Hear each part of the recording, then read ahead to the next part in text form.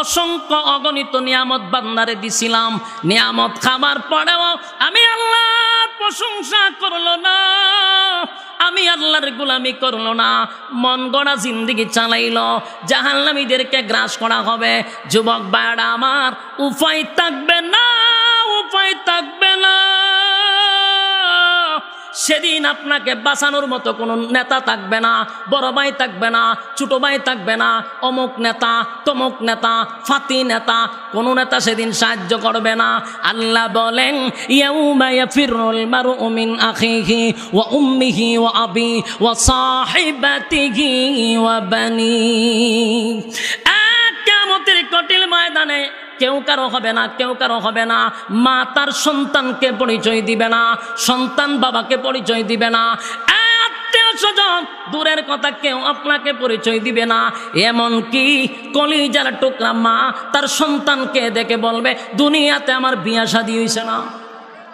কি বুঝলেন? মা যদি সন্তানকে পরিচয় না দেয় গো, আপনার মুডাফ হিসাবে দিব, চিকন হিসাবে জড়ালেন তাই না।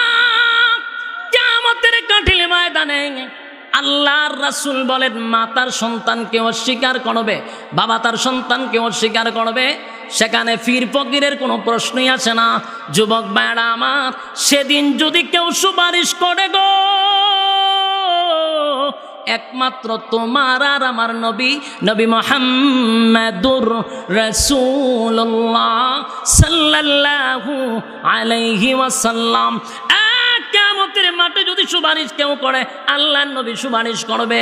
কিন্তু সেদিনও কিছু মানুষের জন্য সুপারিশ করতে নবী যাবে, কিন্তু মাঝখানে পর্দা পড়ে যাবে। সুপারিশ করার মাত্রই মাঝখানে পর্দা পড়ে যাবে। আল্লাহর নবী চিৎকার দিয়া বলবে মালিক,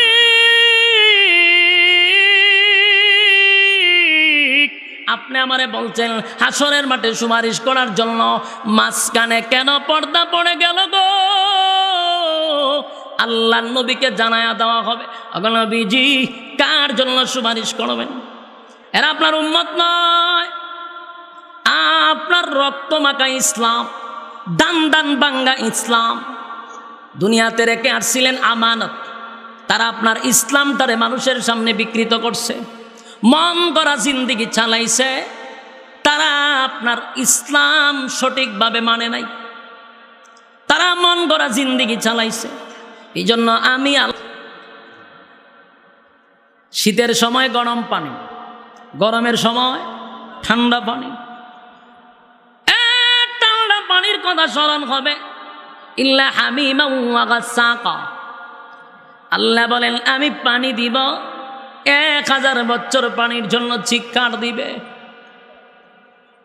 1000 বছর পানির জন্য চিৎকার দিবে। এখন আপনারা কয়টা চিৎকার দেন পানির লেগে? চিৎকার দেওয়ার লাগে না টিউবওয়েল সাপ দিলেই হয়? টিউবওয়েল সাপ দিলে আমরা পানি পাই। আল্লাহ বলেন 1000 বছর চিৎকার দিবে রে, কিন্তু সেদিন বান্দার কথার জবাব দেওয়া হবে না। আর দুনিয়াতে যৌবনকালে যদি আল্লাহকে একটা ডাক দেয়, আমার আল্লাহ বলেন একটা ডাকে 70 বার আমি আল্লাহ বান্দার জবাব দিয়া দেই। জোরে কান সুবহান। 70 বার জবাব দেয়। আর কিয়ামতের মাঠে জাহান্নামের ভিতরে 1000 বছর চিৎকার দিবে, এরপরেও জবাব দেওয়া হবে না, জবাব দেওয়া হবে না। যুবক ভাই, দিলের কান লাগায় শুনেন, আমার আল্লাহ বলেন আমার দয়া মায়া বেশি। বাংলা প্রথমেই বলেছি সৃষ্টি জগতের মধ্যে তোরে শ্রেষ্ঠত্ব দিছিলাম, আমি তোরে সুন্দর করে বানাইছিলাম, হাত লাগাইয়া বানাইছিলাম। সব কিছু করার পরেও মন গড়া জিন্দেগি চালাইলি। আমার দেওয়ার সময় তুই আর্জেন্টিনার রে দিলি, আমার দেওয়ার সময়টা ব্রাজিল রে দিলি, বন্ধু বান্ধবের আড্ডায় দিলি। আর আমি যখন সময় চাই বান্দা জবাব দেয় আমার সময় নাই। বাস্তব না বাস্তব? আল্লাহ বলেন এখন দে, আমার না নিয়ামত খাইলি, আমি না তোরে নিয়ামত দিলাম, আমার তো দিলি না। আমার পড়ে, আমারে দিলি না।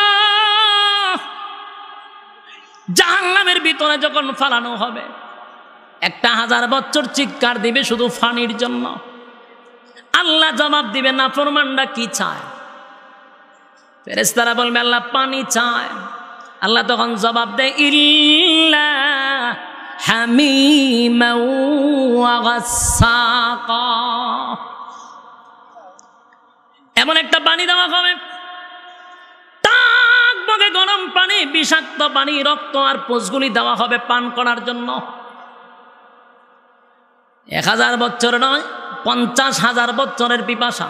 কারণ হাসরের মাঠে দাঁড়ায় ছিল 50,000 বছর, আগুনের ভিতরে 1000 বছর। পানি ঠান্ডা না গরম দেখার সময় আছে? কতক্ষণ? পানি ঠান্ডা না গরম দেখার সময় নাই। যেই মাত্র পান করবে তো ভিতরের নারী বুড়ি যা আছে সব গইলা গইলা পাহানার রাস্তা দিয়ে বাড়িব। أفحسبتم أنما خلقناكم عبثا وأنكم إلينا لا ترجعون। আল্লাহ বলেন অনর্থক বানাইছি না, অকারণে বানাইছি না, নিষ্প্রয়োজনে বানাইছি না। মোহনপুরের ভাইয়েরা দিলের কানটা লাগায়া শুনেন, আল্লাহ অনর্থক আমাদেরকে বানাইছে না। প্রশ্ন যদি করেন তাহলে কেন বানাইছেন, আল্লাহ জবাব দিতেছে, ওয়ামা খালাকাতুল জিন্না ওয়াল ইনসা ইল্লা লিয়াবুদুন। আল্লাহ বলেন মানব আর দানব দুই জাতিরে বানাইছি ইবাদতের জন্য। যদি ইবাদত না করেন, এরপরও আল্লাহ বলছে, وَلَقَدْ زَرَعْنَا لِجَهَنَّمَ كَثِيرًا مِنَ الْجِنِّ وَالْإِنسِ। আল্লাহ বলেন ইবাদত যদি না করস আগুন দিয়া জ্বালাবো আর পোড়াবো। তাহলে কি বুঝলেন? অনর্থক বানাইছে। কিসের জন্য? ইবাদতের জন্য। ইবাদত না করলে আগুন দিয়া জ্বালাবে আর পোড়াবে। তাহলে আল্লাহ আমরা ছাইরা দিত না। বলুন ছাইরা দিব? ছাড়বে না। আল্লাহ বলেন আমি তোমাদেরকে বানাইছি ইবাদতের জন্য। সমগ্র সৃষ্টি জগৎ আমি বানাইছি তোমাদের গোলামি করার জন্য, আর তোমারে বানাইছি আমার গোলামির জন্য। ফয়সালা এটাই। আল্লাহ নিজে বলতেছেন, وَقَضَى رَبُّكَ أَلَّا تَعْبُدُوا إِلَّا إِيَّاهُ। আল্লাহর সিদ্ধান্ত আমাদেরকে জানাইয়া দিচ্ছেন, একক ফয়সালা আল্লাহর। গোলামি চলবে কার? গোলামি আল্লাহর চলবে। এটা আল্লাহর একক সিদ্ধান্ত যে তোমরা গোলামি করবা আমার। আমার পাওনা দিয়া দাও। আমাদের প্রতি বড় পাওনা হলো আল্লাহর। তার কারণ একটা মাছকে যদি পানির নিচে রাখেন, সে যেইভাবে পানিটার নিচে ডুবন্ত অবস্থায় থাকে, ঠিক পৃথিবীর প্রতিটা মানুষ আমরা আল্লাহর নিয়ামতের মধ্যে এইভাবে ডুববে আছি। কোনো অস্বীকার করার সিস্টেম আছে? আল্লাহ বলতেছেন,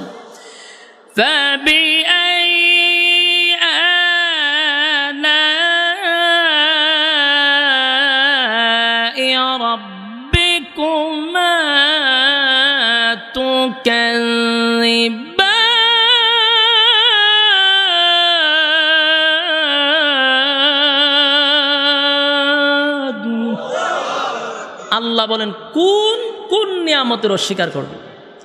তোরে কোন নিয়ামত দিছি না আমি? পারবেন নি অস্বীকার করতে?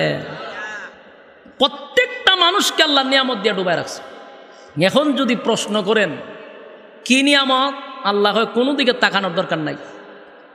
তুই শুধু তোর 3.5 হাত বডির দিকে তাকায়া দেখ আমি আল্লাহ তোরে কি নিয়ামত দিছি। আমরা ডাইনামা তাকানোর দরকার নাই।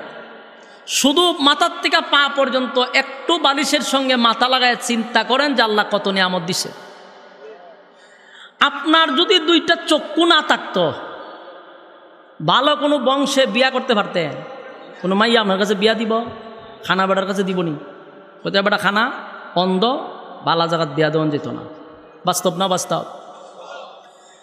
2টা চোখ দরকার নাই, একটা ফাও যদি আপনার না থাকতো, বালা জায়গায় বিয়া করতে পারবেন? হাত না থাকলে তাহলে আল্লাহর যে কোন একটা অঙ্গ না থাকলে আপনার 4 পয়সার দাম নাই, 4 পয়সার দাম নাই। মাঝে মধ্যে আপনারা যদি চাঁদপুর যান অথবা কুমিল্লা শহরে যান অথবা রাস্তাঘাটে যদি যান, দেখবেন অনেক ভিক্ষুকরা কিন্তু আপনার কাছে এসে হাত পাতে। ওই ভিক্ষুকগুলার দিকে তাকায় দেখবেন অনেকের হাত নাই, ফা নাই, তো অনেকের চক্ষু নাই। যেমন আমরা গাড়ির মধ্যে এত হয় অনেক সময় দেখি এই সাইড পুরাটা নাই, আরেকটা আছে এখানে অতটুক পর্যন্ত। তো এটা দিলে পরে এইভাবে সিফাদা ধরে টাকা তো এরপরে নেয়।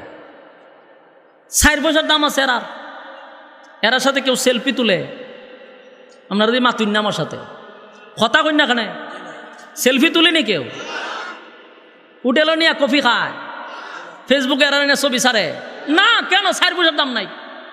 আল্লাহর একটা অঙ্গ না থাকার কারণে মানুষ তারে মূল্যায়ন করে না। তোমারে নিয়ে কফি খায় কেন?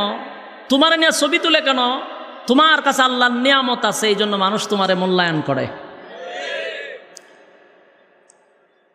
আমরা যদি আমাদের 3.5 হাত বডির দিকে তাকাই তাহলেই বুঝতে পারবো আল্লাহ আমাদেরকে কি পরিমাণ নিয়ামত দিচ্ছে। সুবহানাল্লাহ।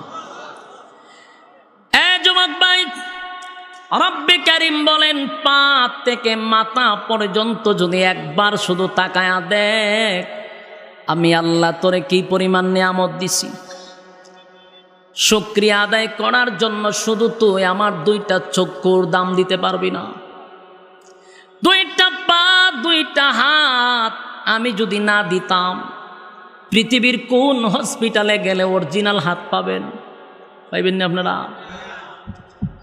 যুবক ভাইরা আমার, আল্লাহ রাব্বুল আলামিন বলেন অসংখ্য অগণিত নিয়ামত দিয়া তোদেরকে দুনিয়ায় পাঠাইছি, আমি কোনো ট্যাক্স চাই না, আমার যে নিয়ামত খাস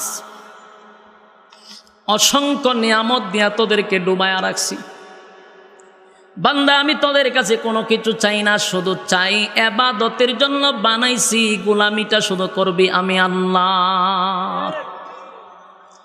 আমি সারা অন্য কারো কাছে চাইলে আমি আল্লাহ সহ্য করতে পারি না।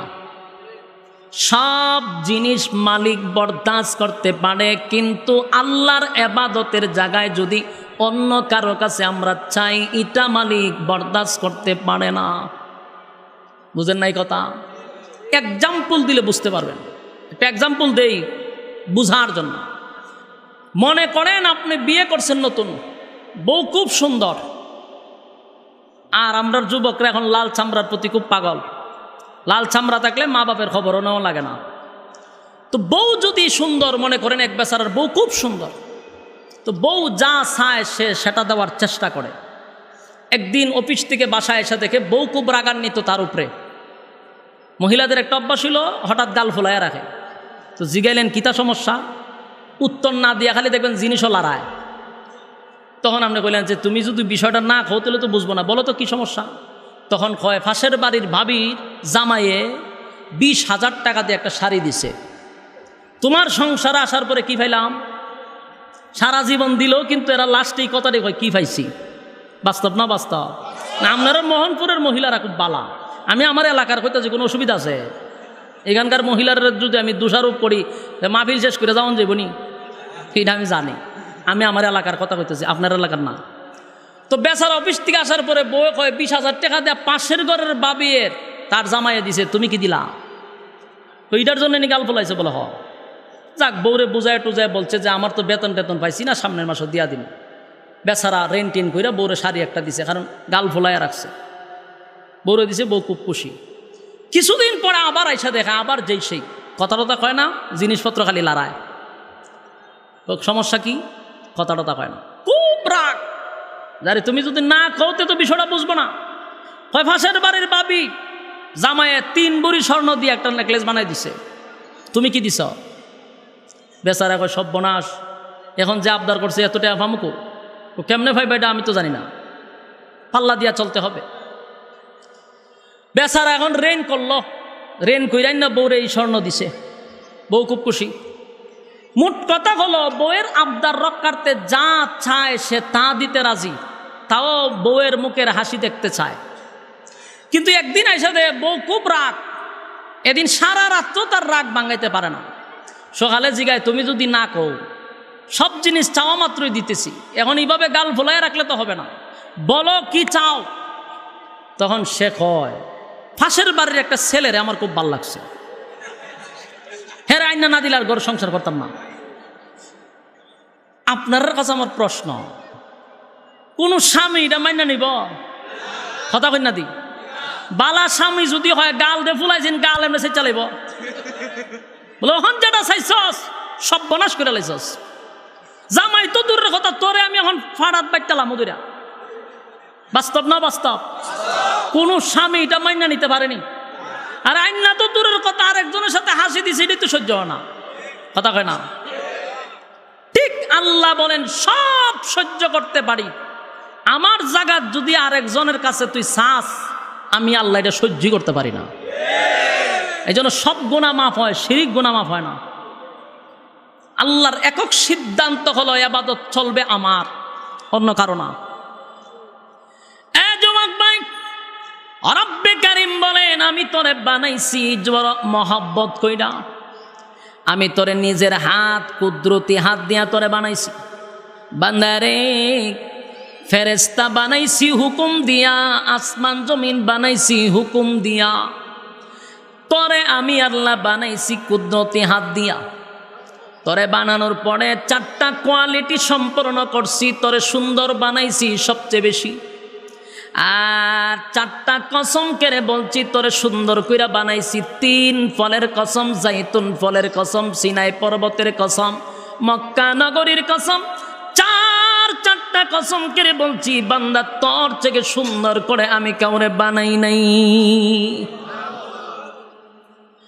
এত সুন্দর করে বানাইলাম কেন রে বান্দা? শুধুমাত্র কেবলমাত্র গোলামি করবি আমি আল্লাহ। নিয়ামত কম দেয় নাই। যুবক ভাই, অসংখ্য অগণিত নিয়ামত আমার আল্লাহ আপনারে আমারে দিছে। নিয়ামত পাওয়ার পরেও যদি মন গড়া জিন্দিগি আমি আর আপনি চালাই রে, আমার আল্লাহ প্রত্যেকটা মানুষকে নিয়ামতের মধ্যে ডুবায়া রাখছে। এমনকি সকালেও যদি আমার আল্লাহরে আপনি গালি দেন, বিকাল বেলা আমার মালিক আপনার জন্য খানা রেডি রাখবে।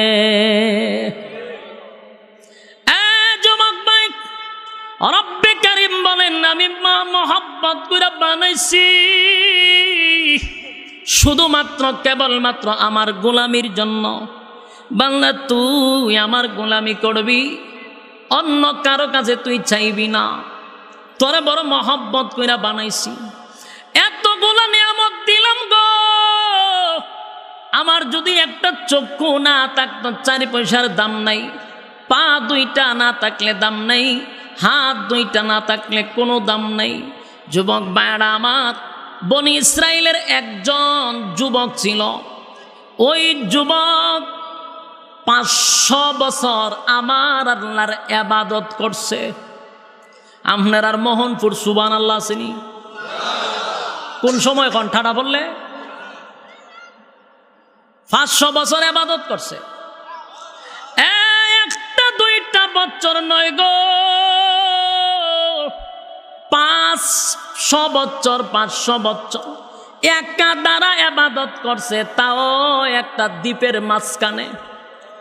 চতুর্দিকে সাগর আর মাঝখানে একটা দ্বীপ। ওই দ্বীপের মধ্যে লোকটা আল্লাহর ইবাদত করত। সাগরের পানি লবণাক্ত, পান করা যায় না। দ্বীপের মধ্যে খানারও কোনো ব্যবস্থা নাই। লোকটা বাঁচলো কেমনে? তার আশেপাশে কেউ ছিল না, শুধুমাত্র একজন ব্যক্তি একা দাঁড়ায় 500 বছর ইবাদত করছে। কি খাইলো, কি পান করলো? কারণ সাগরের পানি লবণাক্ত, আশেপাশে বাড়িঘর নাই, সাগরের মাঝখানে। ওই লোকটা যে আল্লাহর ইবাদত করত, আমার আল্লাহ দ্বীপের মধ্যে একটা মিষ্টি পানির নহর কইরা দিছে। আঙ্গুল বরাবর একটা ছিদ্র দিয়া পানি বাহির হইত, মিষ্টি পানি খাইত, মিষ্টি পানি পান করত। আর একটা ডালিম গাছ গাছ আমার আল্লাহ লাগায়া দিল, ওই গাছের ডালিম পাইরা খাইতো, প্রতি ওয়াক্তে 3টা ডালিম খাইতো, আর 24টা ঘন্টা আমার আল্লাহর ইবাদত করতো রে। 500 বছরের ভিতরে তার আমল নামায় একটা গুনাহ নাই। এত ইবাদত করত। ওই লোকটা মালিকের ইবাদত করছে রে। তার জীবনের শেষ একটা ইচ্ছা ছিল, আমার আল্লাহর কাছে দোয়া করছে, আরে মালিক, আমি যেদিন দুনিয়া থেকে বিদায় হয়ে যাব, আমার একটা দোয়া তুমি কবুল করো। আমি যেন ইবাদত করা অবস্থায়, নামাজরত অবস্থায়, তোমার সেজদারত অবস্থায় আমার যেন মৃত্যু হয়। 2 নাম্বার হলো, আমার লাশটার মধ্যে যেন কোনো ধরনের পোকামাকড় না ধরে, একেবারে টাটকা থাকে, আমার লাশটা যেন না পচে। আমার কিয়ামতের ময়দানে সেজদারত অবস্থায় আপনি আমার উঠাইবেন। আল্লাহ তার দোয়াটা কবুল করছে। কিয়ামত পর্যন্ত তার লাশটা এখন পর্যন্ত অক্ষত অবস্থায় আছে। আল্লাহর নবী বলেন, এই ব্যক্তিটারে কিয়ামতের মাঠে আল্লাহ দাঁড় করাবে, যার আমল নামার মধ্যে একটা গুনাহ নাই। আমল আছে 500 বছরের,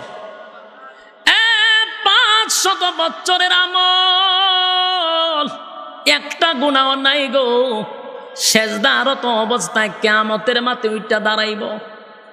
সেদিন আমার আল্লাহ বলবেন, ফেরেশতারা রে, আমার এই বান্দাটার আমল নামায় একটা গুনাহ নাই।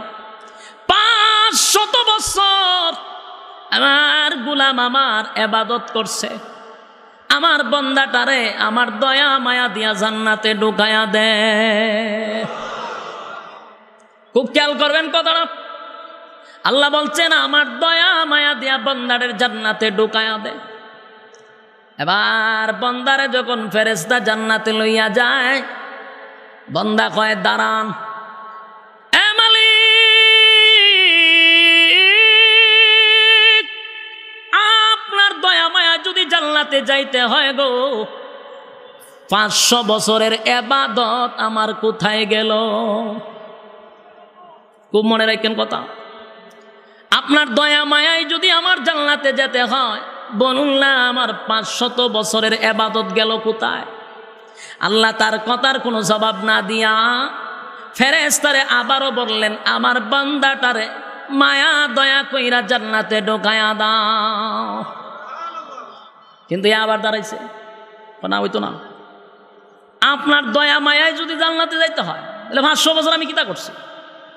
আমার আমল গেল কই? আল্লাহ কয়ে, রে দয়া মায়া কইরা দিছিলাম, ভাল লাগছে না, আয়গা না, তোর আমল না আমার মধ্যে কোনো গুনাহ নাই।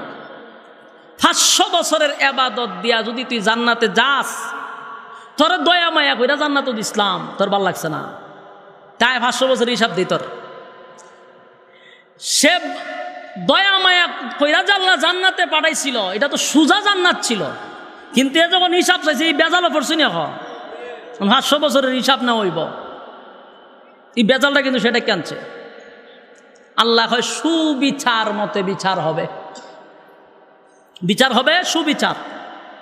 আল্লাহ হয় ইবাদত করছে কত বছর? বলে 500 বছর। 500 বছর যে তুমি ইবাদত করলা, আমি যে তোমারে 500 বছর ইবাদত করার সুযোগ দিলাম। 2 নাম্বার কথা হলো, 500 বছর যে তুমি ইবাদত করছো, আমি যে তোমারে আমার 2টা চক্ষু দিলাম, এই 2টা চক্ষু যদি মনে করো 500 বছরের ইবাদতের এই আমল দিয়া কি 2টা চক্ষু কিনা সম্ভব? আল্লাহ কয়, রে 500 বছরের ইবাদত দিয়া তুই 2টা চক্ষু কিনতে পারবি? সুবিচার মতো তো কিনা যায় না। কে কয়? বনি ইসরায়েলের ব্যক্তি কয়, সুবিচার মতে তো আল্লাহ 500 বছরের আমল দিয়েও চোখ পাওয়া যায় না। আল্লাহ হয়তো প্রথমেই তোর 500 বছর শেষ, এরপর আমি বাদ দিলাম। 2 নাম্বার কত হইল? তুই তো 500 বছর ইবাদত করলি, 500 বছরে কত লক্ষ ডালিম খাইছ হিসাব দে। তোরে যে দ্বীপের মধ্যে আমি মিষ্টি পানির ব্যবস্থা করে দিয়েছিলাম 500 বছর, মিষ্টি পানি খাইছ হিসাব দে। আমার ও আত্ম রইছু। এরপরে বান্দারা যখন ঠান্ডা লইয়া যায়, তাপের সুরে তার এমন পিপাসা লাগছে, পানির পিপাসায় তার জিহ্বা সব বেরিয়ে গেছে। এমন পিপাসা তার লাগলো, শেষে ফেরেশতারা কয় একটা গ্লাস পানি চাই। কয় পানি তো নাই, আমল দিয়া পানি নিতে হয়। কোথায় আমার আমল দিয়া দিলাম। কতটুকু আমল? বলে আমার অর্ধেক আমল, 250 বছরের আমল দিছি, একটু পানি দাও। 250 বছরের আমলে আধা গ্লাস পানি দেওয়া হয়েছে। পানি খাইছে কিন্তু তৃষ্ণা নিবারণ হয়েছে না। হলো পাগল হয়ে গেছে। আরো 250 বছরের ইবাদত দিলাম, ভাই আমার একটা গ্লাস পানি দাও, ঠান্ডা পানি, কলজাটা ঠান্ডা করি। আরো 1 গ্লাস পানি দেওয়ার পরে তার 500 বছরের ইবাদত শেষ নি। জান্নাতে যাইব কিতা দিয়া। এখন আল্লাহ কয় আরে দইরা এখন জাহান্নাম লইয়া যা জাহান্নাম। এখন জাহান্নামের নেয় আরে শিক্ষার দেয়, জাহান্নামে যায় আর জোরে জোরে শিক্ষার দেয়। আল্লাহ সুবিচারের দরকার নাই, সুবিচারের আপনার দয়া দিয়ে জান্নাতে বাড়াই দেন। ওহন লাইন নাই সুৎকেরে, এখন কয় সুবিচারের কোনো দরকার নাই, আপনার দয়া মায়া করি আমার জান্নাত দেন।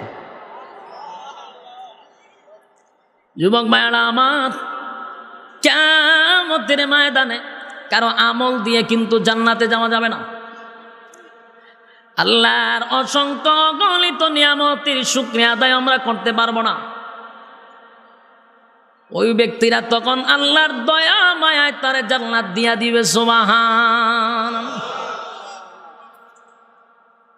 কারণ কিয়ামতের মাঠটা বড় ভয়ঙ্কর। আল্লাহর নবী নিজে কয় যে আমার কাছে যদি আল্লাহ হিসাব চাইতো, হিসাব দেওয়ার মতো যোগ্যতা আমি নবীরও নাই। আপনারা আওয়াজে বোঝা যায় খুব কষ্ট পাইছেন কথাটা। কোন আল্লাহর নবীর কাছে কি আল্লাহ হিসাব চাইব? কখনো চাবে না।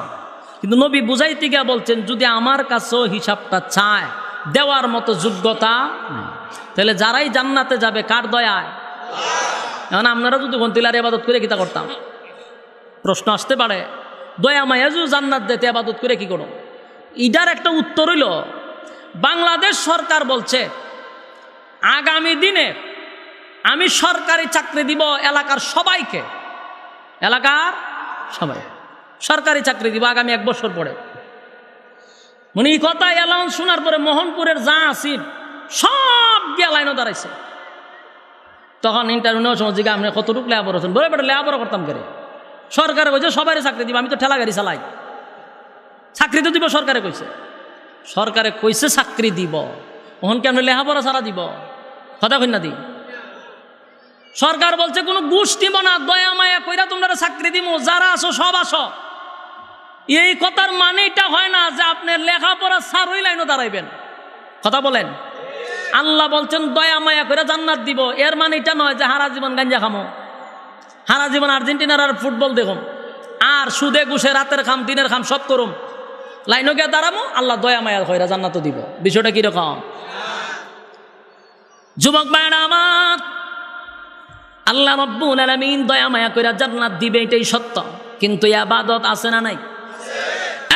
যুবক ভাই, রব্বে কারীম বলেন বান্দা শুন, আমি আল্লাহ তোরে মহব্বত কইরা বানাইছি, আমি তোরে মহব্বত কইরা বানাইছি। জাহান্নামের আগুনে জ্বালানোর জন্য বানাই নাই রে, জাহান্নাম আমি আগুনে জ্বালানোর জন্য বানাই নাই। আমি আল্লাহ জাহান্নাম বানাইছি 7টা, জান্নাত বানাইছি 8টা। জান্নাত কয়টা? 8টা। জাহান্নাম, আল্লাহর যদি জাহান্নামের দেওয়ারই নিয়ত থাকতো তাহলে জাহান্নাম বানাইতো 8টা, জান্নাত বানাইতো 7টা। মালিক তো জাহান্নাম বানাইছে 7টা আর জান্নাত বানাইছে 8টা। উদ্দেশ্য হলো বান্দা বান্দিকে জাহান্নামে দেওয়ার জন্য নয় গো, জান্নাত দেওয়ার জন্য। কিন্তু বান্দাগুলি আমার মালিকের হুকুম না মাইনা মন গড়া জিন্দেগি চালায়, আমার আল্লাহ বলেন একটা উসিলাও বান্দার কাছে পাওয়া যায় না রে বান্দারে যে আমি জান্নাত দিব। আজকে যারা মোহনপুরের মাঠে আসছেন আরামের ঘুমটা হারাম কইরা নরমাল বিছানায় যারা বসছেন, আল্লাহ হয়তোবা এটাকে উসিলা করে কিয়ামতের ময়দানে জান্নাতের ফয়সালা করে দিতে পারে। সুবহানাল্লাহ। যুবক ভাইরা আমার, প্রত্যেকটা মানুষকে কিয়ামতের মাঠে আবার পুনরায় দাঁড়াইতে হবে বিশ্বাস হয়। দুনিয়ায় আকাম কুকাম দিনের কাম রাত্রের কাম যত কাম করছেন এটির হিসাব কিন্তু পাই পাই করে দিতে হবে। কথা কই না? আর্জেন্টিনার জন্য ব্রাজিলের জন্য সারা রাত ঘুমান না, এমনি হইলে জিন্দিগিতে ফজরের সময় উঠেন না। এখন দেখা যায় সারা রাত বইয়া বইয়া আর্জেন্টিনার আর ব্রাজিল দেখে, এমনি হইলে না তোর ঘুম ছাড়ে না। কিয়ামতের মাঠে যখন আল্লাহ দাঁড় করাবে তখন কিন্তু সেদিন আল্লাহ বলবে এই নাফরমানগুলারে জাহান্নামে নিয়ে ঢোকা, কারণ সময় দিছিলাম আমি, সময়ের মালিক ছিলাম আমি, বান্দারে সময় দিছিলাম আমি। ওয়াল আসর, সময়ের কসম করছে আমার আল্লাহ। আল্লাহ বলেন নাফরমানরে যদি বলা হইতো নামাজের কথা মাহফিলের কথা উত্তর দিত আমার সময় নাই। কিন্তু দেখা যায় ব্রাজিলের খেলা দেখার সময় আছে, আর্জেন্টিনার খেলা দেখার সময় আছে, বিপিএল আইপিএল দেখার সময় আছে, বন্ধু বান্ধব নিয়ে আড্ডা মারার সময় আছে, চাকরি ব্যবসা করার সময় আছে, সব সেক্টরে বন্দার সময় আছে গো। সময় নাই শুধু আমি আল্লাহর বেলা। জাহান্নামীর দল, অসংখ্য অগণিত নিয়ামত বান্দারে দিছিলাম, নিয়ামত খাবার পরেও আমি আল্লাহর প্রশংসা করলো না, আমি আল্লাহর গোলামি করলো না, মন গড়া জিন্দেগি চালাইলো, জাহান্নামীদেরকে গ্রাস করা হবে। যুবক ভাইরা আমার, উপায় থাকবে না, উপায় থাকবে না। সেদিন আপনাকে বাঁচানোর মতো কোনো নেতা থাকবে না, বড় ভাই থাকবে না, ছোট ভাই থাকবে না, অমুক নেতা তমুক নেতা ফাতি নেতা, কোন নেতা সেদিন সাহায্য করবে না। আল্লাহ বলেন ইয়াউমা ইয়াফিরুল মারউ মিন আখিহি ওয়া উম্মিহি ওয়া আবি ওয়া সাহিবাতিহি ওয়া বানি। কিয়ামতের কঠিন ময়দানে কেউ কারো হবে না, কেউ কারো হবে না। মা তার সন্তানকে পরিচয় দিবে না, সন্তান বাবাকে পরিচয় দিবে না, আত্মীয় স্বজন দূরের কথা কেউ আপনাকে পরিচয় দিবে না। এমনকি কলিজার টুকরা মা তার সন্তানকে দেখে বলবে দুনিয়াতে আমার বিয়া শাদী হইছে না। কি বুঝলেন?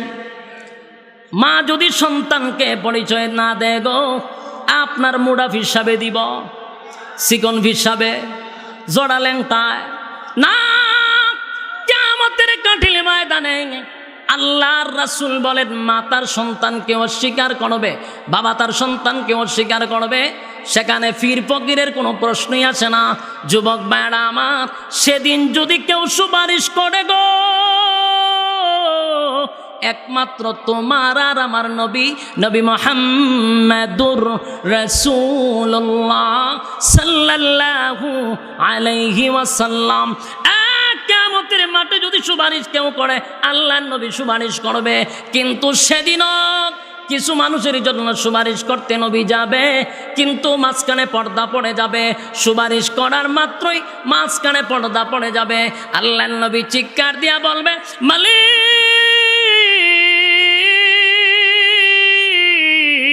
আপনি আমারে বলছেন হাসরের মাঠে সুপারিশ করার জন্য, মাঝখানে কেন পর্দা পড়ে গেল গো? আল্লাহর নবীকে জানায়া দেওয়া হবে, নবীজি কার জন্য সুপারিশ করবেন? এরা আপনার উম্মত নয়, আপনার রক্ত মাখা ইসলাম, দান দান বাঙ্গা ইসলাম দুনিয়াতে রেখে আসছিলেন আমানত।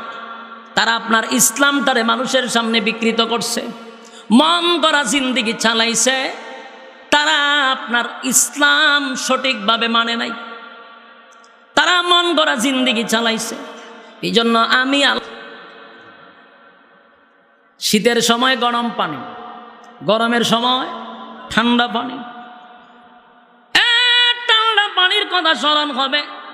ইল্লা হামিমা ওয়া গাসসাকা, আল্লাহ বলেন আমি পানি দিব 1000 বছর পানির জন্য চিৎকার দিবে। 1000 বছর পানির জন্য চিৎকার দিবে। এখন আপনারা কয়টা চিৎকার দেন পানির লেগে? চিৎকার দেওয়ান লাগে না টিউবওয়েল চাপ দিলেই হয়? টিউবওয়েল চাপ দিলে আমরা পানি পাই। আল্লাহ বলেন 1000 বছর চিৎকার দিবে রে, কিন্তু সেদিন বান্দার কথার জবাব দেওয়া হবে না। আর দুনিয়াতে যৌবনকালে যদি আল্লাহকে একটা ডাক দেয়, আমার আল্লাহ বলেন একটা ডাকে 70 বার আমি আল্লাহ বান্দার জবাব দিয়া দেই। জোরে কনসুমা 70 বার জবাব দেয়। আর কিয়ামতের মাঠে জাহান্নামের ভিতরে 1000 বছর চিৎকার দিবে, এরপরেও জবাব দেওয়া হবে না, জবাব দেওয়া হবে না। যুবক ভাই, দিলের কান লাগায় শুনেন, আমার আল্লাহ বলেন আমার দয়া মায়া বেশি। বাংলা প্রথমেই বলেছি সৃষ্টি জগতের মধ্যে তোরে শ্রেষ্ঠত্ব দিছিলাম, আমি তোরে সুন্দর করে বানাইছিলাম, হাত লাগাইয়া বানাইছিলাম। সব কিছু করার পরেও মন গড়া জিন্দিগি চালাইলি। আমার দেওয়ার সময় তুই আর্জেন্টিনার রে দিলি, আমার দেওয়ার সময়টা ব্রাজিল রে দিলি, বন্ধু বান্ধবের আড্ডায় দিলি। আর আমি যখন সময় চাই বান্দা জবাব দেয় আমার সময় নাই। বাস্তব না বাস্তব? আল্লাহ বলেন এখন দে, আমার না নিয়ামত খাইলি, আমি না তোরে নিয়ামত দিলাম, আমার তো দিলি না। আমার দেয়া নিয়ামত পাওয়ার পরে আমারে দিলি না। জাহান্নামের ভিতরে যখন ফালানো হবে 1000 বছর চিৎকার দিবে শুধু পানির জন্য। আল্লাহ জবাব দিবে নাফরমানরা কি চায়? ফেরেশতারা বলবে আল্লাহ পানি চায়। আল্লাহ তখন জবাব দেয় ইল্লা হামিমা ওয়া গাসসাকা, এমন একটা পানি দেওয়া হবে টকবকে গরম পানি, বিষাক্ত পানি, রক্ত আর পুঁজগুলি দেওয়া হবে পান করার জন্য। 1000 বছর নয়, 50,000 বছরের পিপাসা। কারণ হাসরের মাঠে দাঁড়ায় ছিল 50,000 বছর, আগুনের ভিতরে 1000 বছর। পানি ঠান্ডা না গরম দেখার সময় আছে? কতক্ষণ? পানি ঠান্ডা না গরম দেখার সময় নাই। যেই মাত্র পান করবে তো ভিতরের নারী বুড়ি যা আছে সব গইলা গইলা পাহানার রাস্তা দিয়ে বাড়িব। আসেনি নাউজুবিল্লাহ? যুবক ভাইরা আমার, এই পরিস্থিতিটা যেন সামনে না আসে, এই পরিস্থিতির শিকার যেন আমরা না হই। দুনিয়াতে এই সময় টাকা, এই যে হায়াতটা, এটা নিয়ামত। হায়াত থাকতে মালিকের গোলামি করার দরকার আছে না নাই? আজকের এই মাহফিল থেকে যদি আমরা সিদ্ধান্ত নিয়ে নেই আল্লাহ যা করছি গো অন্যায় করছি, অপরাধ করছি মালিক, জীবনের সব গুনার উপরে লজ্জিত হইলাম। আল্লাহ ভবিষ্যতে এমন গুনাহ আমার দ্বারা হবে না। চোখের পানি যদি একটা ফোঁটা গড়াইয়া গড়াইয়া নাকের ডগা পর্যন্ত চলে আসতে পারে, আল্লাহ বলেন আমার দয়া মায়া এত বেশি রে, বান্দা ফেরেশতারে জিগায় আল্লাহ বান্দা কেন কান্দে? আল্লাহ জাহান্নামের ভয়ে কান্দে। আমার বাবা কি জান্নাত দেখছে গো? না মালিক, জান্নাত দেখে নাই। আমার বান্দা কি জাহান্নাম দেখছে? না মালিক, জাহান্নামও দেখে নাই। তাহলে এত কান্দে কেন? উলামায়ে কেরামদের বয়ান শুনিয়া জাহান্নামের ভয়ে, জান্নাতের আশায় তারা কান্দে। আল্লাহ বলেন ওয়াদা দিলাম সাক্ষী থাক, ওয়াদা দিলাম আমি আমার বান্দার গুনাহ সব মাফ করে দিলাম। এখানে শেষ নয়, আল্লাহ বলেন পাহাড় পরিমাণ গুনাহ, সাগরের ফেনা পরিমাণ গুনাহ, ওই গুনাহগুলারে নেক দ্বারায় পরিবর্তন করিয়া বন্দার আমল নামায় দিয়া দিলাম। জোরে কোন সুবহান। আমার আল্লাহর কত মায়া, আমার আল্লাহর কত দয়া, কিন্তু এই দয়া মায়াটা দুনিয়ার জমিনে যদি দয়া মায়া পাওয়ার পরে মন গড়া জিন্দিগি চালাও, আমার আল্লাহ কয় কিয়ামতের মাঠে আমার এই রূপ থাকবে না। সেদিন আল্লাহ দাঁড়াবে কাহার রূপ নিয়া। এই জন্য দয়া মায়া দুনিয়ায় থাকা অবস্থায় গুনার উপরে লজ্জিত হওয়া দরকার কিনা? কথা হয় না? যুবক ভাই, মানুষকে আল্লাহ 3টা কাল দিছে। জোরে কোন কয়টা? বৃদ্ধকাল মাইনাস, শিশুকাল মাইনাস। আল্লাহ বলেন শুধু যৌবন কালের হিসাব দে, আমি আল্লাহ এই পৃথিবীর 10টা পৃথিবীর সমান জান্নাত দিয়া দিব। কোন কালের হিসাব চায় আল্লাহ? চায় কোন কালের? দেই কোন কাল? বৃদ্ধকাল। বলুন দেই কোন কাল? চাইল আল্লাহ যৌবন কাল, দিলাম আল্লাহরে বৃদ্ধকাল। এই যে বাটপারি আমার দেশে চলতেছে, সারা জীবন আকাম কুকামের পিএইচডি কইরা 60 বছরের পরে মক্কা গিয়া নাম পালায় হাজি, দেশ আগের মতো ভাজি। এরপরে ফ্যামিলির সাপের চুড়ে হেরে ফাড়ায় মসজিদ, নমাজ ফিরান। মান সম্মান যায় যায়, আপনি হাজি হয়েছেন, হন নামাজ পড়েন না। এলাকার ঘরের সাপের চুড়ে মসজিদে গিয়ে নামাজ পড়ে 5 ওয়াক্ত।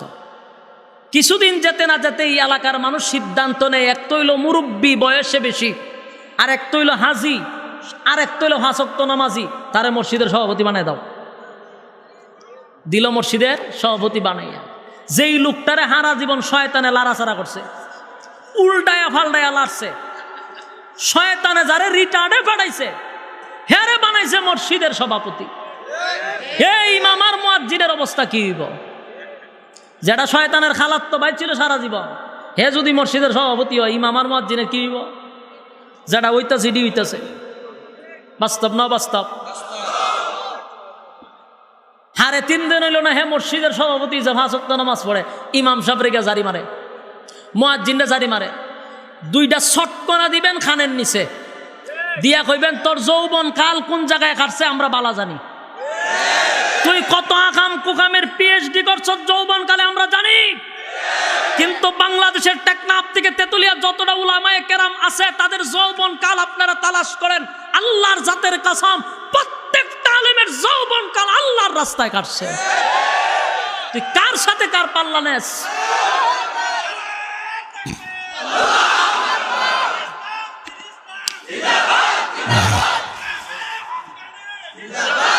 সম্মানিত সুধী, আমি আপনার বাস্তব কথা বললাম। আমার কথাটা শোনার পরে আবার বালিশের সঙ্গে মাথা লাগাই চিন্তা করবেন। যতটা মসজিদের ইমাম আছে, যতটা মাদ্রাসার শিক্ষক আছে, বলুন আমাদের যৌবন কাল কি ক্লাবে কাটছে না সারা জীবনে এই লাইনে? জন্মের পর থেকে আমরা দাড়িতে হাত দিয়া দেখি নাই, আর তুই সারা জীবন সপ্পা ইচ্ছা মতে বার্নিশ করছস। তোর গালে বার্নিশ করছে যেইভাবে খাড়ের মধ্যে করে, এইভাবে তোর বার্নিশ করছে। আর বুড়া খালা এসে এখন তুই 22 লম্বা দাড়ি রাখছস, নাম পালাইছ হাজি। তুই যে কত নম্বরের হাজি এটা আমরা জানি। এই অতিভক্তি দেখানো হয় কোন কালে? বৃদ্ধকালে। কোন কালে? আর আল্লাহ কইছে কোন খাল দেওয়ার কথা? যৌবন কাল। যৌবন কাল দেয় আখামে আর কুখামে। আমার আশ্চর্য লাগে, আল্লাহ কয় যৌবন কাল দেয়, হে দেয় আল্লাহরে বৃদ্ধকাল। এই বৃদ্ধকাল দে তুই আল্লাহরে দেশ কি বইলা দে? শুনেন এখন তওবা শুনেন। হয় আর জীবনে কোনোদিন সুদ খাইতাম না, ঘুষ খাইতাম না। তওবা করতে যে তওবা। আর জীবনে কোনোদিন মানুষের উপরে জুলুম করতাম না, আর কোনোদিন বেগানা নারীর দিকে তাকাইতাম না, সেপ পালাই দিছি।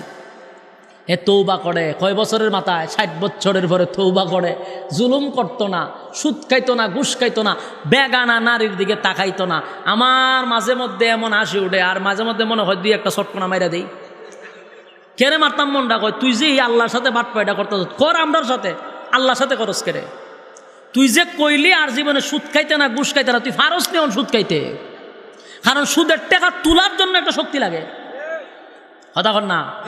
প্রভাবশালী না হইলে সুদের টাকা তুলন যায় না। তুই 60 বছর তোর ফাইয়া গেছে গা, তুই সুদ আর ঘুষ খাইতে না, পারবি নি খাইতে। 2 নাম্বার, হে কয় আর জীবনে মানুষের উপরে জুলুম করতো না। তুই যা চান জুলুম করতে, এখন তোর একটা ছটকনা দিয়ে 3 হাত দূর ফেলাইব, এটাও তো বাট পারি। 3 নম্বর হয় বেগানা নারীর দিকে আর তাকাইতাম না। তো তুই এখন ছাইয়া থাক, তুই 60 বছরের পরে ছাইয়া থাক, তোরে কেটা কইছে চাইতে না, যৎকান বারত ছাইয়া থাক। তুই চাইলই কিতা না চাইলই কিতা, তোর ব্যাটারিত কুস্তা আসেনি, তুই এখন ছাইয়া থাক, চাইতে নাই কথা কস কেড়ে। যেই সময় তোর ছাওয়ার সুযোগ ছিল, তুই কম চাইছ না, মাকদমা তুই যে ছাওন চাইছস, ওখন তুই চলতে পারস না, লাড়ির তুই রেখারস, তুই আল্লাহরে খস আর জীবনও চাইতে না। আচ্ছা কোন চাইতে ভাইছিলামই না। আমার মনে হয় এর যা তৌবা দেখে শয়তানে ডিজে গানের আয়োজন করে। বাস্তব না বাস্তব? শয়তানে দেখি না দেখে ডিজে গান লইয়া নাচে। আর মসজিদের সভাপতি যখন এই লোকটারে বানানো হয়, তখন শয়তানের পুরা গোষ্ঠী লইয়া ক্লাবে বোতল খায়, যে এই লোকরে ফাটাইলাম আমরা রিটার্ডে, কারণ এরা দিয়ে আমরারই কোনো কাজ হয় না, এটা সেইটা দিছি। এই লোকরে বানাইছে মসজিদের সভাপতি। সাবধান, যাই না শুই না বুজ্জা শুইনা বানাবেন একজন আলেম। কথা কন্যা দি, আলেমের যৌবন কাল কাটছে আল্লাহর রাস্তায়। আমাদের দেশের তৌবা নিয়েও একটা ফাইজলামি আল্লাহর সাথে। আর কোন সময় দেখা যাক কেউ তৌবা করে তো নেয় একবার আজরাইলে সুফাত বসাইয়া, এটা কিভাবে এমন টাইপের তৌবা করে তো নেয়। আমি গিয়া দেখি আজরাইলে বইয়া সুফাত চা খায়, আতুত বলতা যে রে দর বৈষম্য কয় হুজুর তৌবা করাই দিন, আর জীবনে যাতে তা না করে। বলো এগুলা এই সমস্যাটা এলাকাতে আসেনি, এগুলা কুসংস্কার। আল্লাহ আমাদের কাছে কোন কাল চায়? যৌবন কাল চায়, আর আমরা দেই কোন কাল?